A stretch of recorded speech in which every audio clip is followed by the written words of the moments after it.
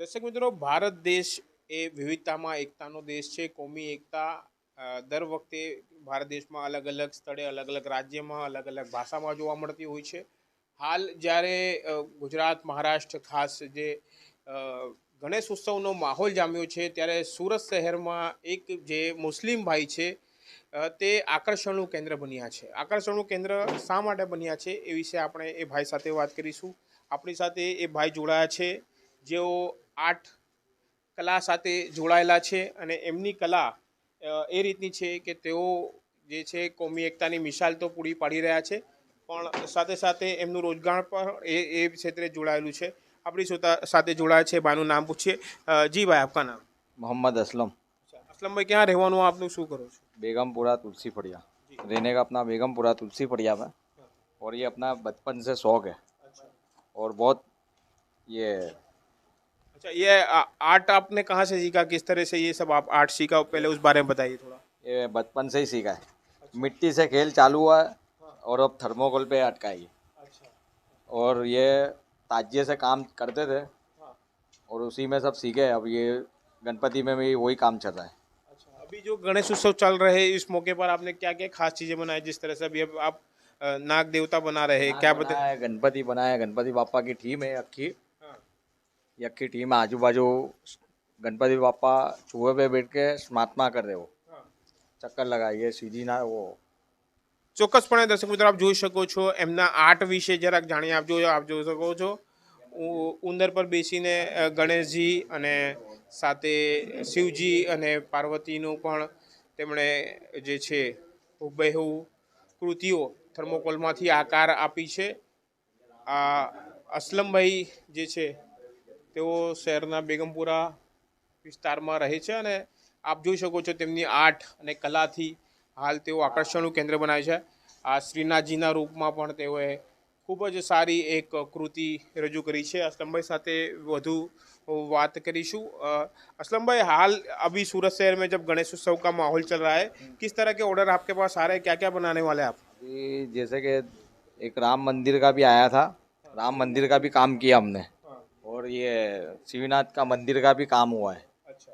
और अमुक फेस के काम चालू है बड़े। और भगवान के तमाम त्रिशूल वगैरह, सांप वगैरह, ये सब छोटे मोटे हाथ के कमल वगैरह, ये सब हम बनाते हैं। इसके अलावा डेकोरेशन में कोई मंदिर वगैरह आप बनाए हैं उस तरह से?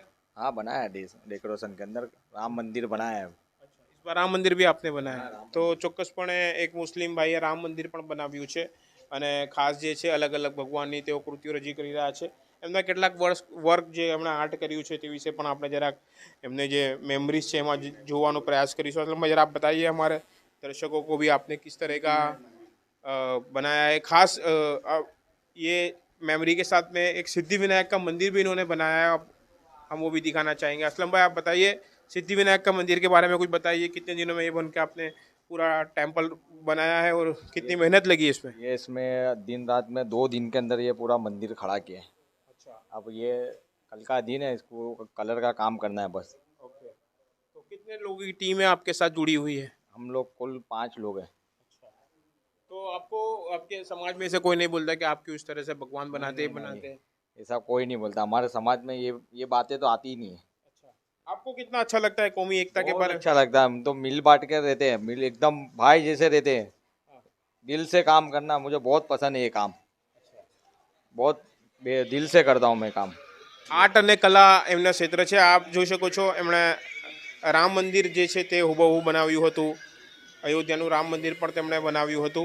એ વિશે પણ એમના વિશે વાત કરી. આપ જોઈ શકો છો હાલ એમની પાસે અનેક જે અલગ અલગ મંડળોના ઓર્ડર પણ એમની પાસે છે.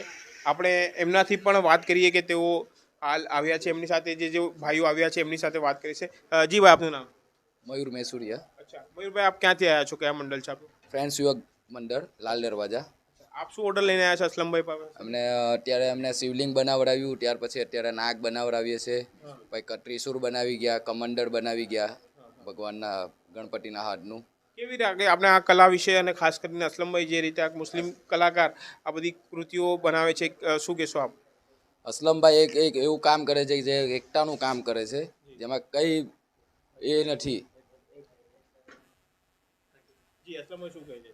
અસલમભાઈ એમ કોઈ ધર્મ જાતનો ભેદભાવ રાખતા નથી ને બધાનું કામ ટાઈમ ટુ ટાઈમ પૂરું કરી આપે છે. જે જોઈએ 5-10 મિનિટમાં તમે ઊભું બી કામ કરીને આપી દે છે. આપ શું કહેશો, આપનું નામ? મારું નામ કૃણાલ રાણા છે. કુનાલભાઈ, કઈ રીતનું આપણે અલગ અલગ કામ જોયા એમનો શું કહેશો? બહુ સરસ. અમે 3-4 વર્ષ છેલ્લા 3-4 વર્ષથી એમની પાસે કામ કરાવીએ છીએ. એમને કોઈ રીતે નિરાશ પણ કર્યા નથી. જ્યારે જોઈએ ત્યારે તમને મળી જાય. નેચર બી બહુ સારો છે એમનો. ચોક્કસપણે એમનો સ્વભાવ પણ સારો છે અને સાથે એમનું કામ પણ સારું છે, એટલે લોકો એમના તરફ આકર્ષાય છે અને ક્યાંક ને ક્યાંક તેઓ આ ભગવાનનું જે કામ કરે છે તેમાં આ લોકો પણ ક્યાંક ને ક્યાંક સહભાગી બને છે અને એમને એ રીતે રોજગારની અવસર પણ મળે છે. બીજા ભાઈ જોડાયા છે. ભાઈ, આપનું નામ? પરેશભાઈ. પરેશભાઈ, આપ શું કહેશો જે રીતે આ ભાઈ વિશે? અસલમભાઈનું કામ એક નંબર છે. લગભગ 99% સુરતના ઘરના કામ એમની પાસે જ આવે છે. એમના એરિયામાં મૈદરપુરા, બેગમપુરા એરિયાના તમામ બધા કામ છે ને અસલમભાઈ પાસે જ આવે છે. તો ચોક્કસપણે આ ખૂબ જ મોટું એમનું જે કામ છે હાલ તેમણે જોઈ શકો છો. સિંહાસનનું કામ ચાલે છે, તમારે જોવું હોય તો જોજો.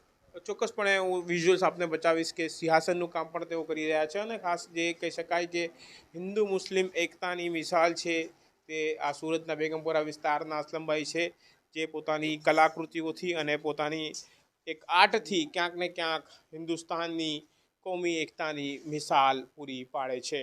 કેમેરામેન ફૈઝાન ઝારા સાથે કાદિર શેખ, કર્તવ્ય ગુજરાત ન્યૂઝ, સુરત.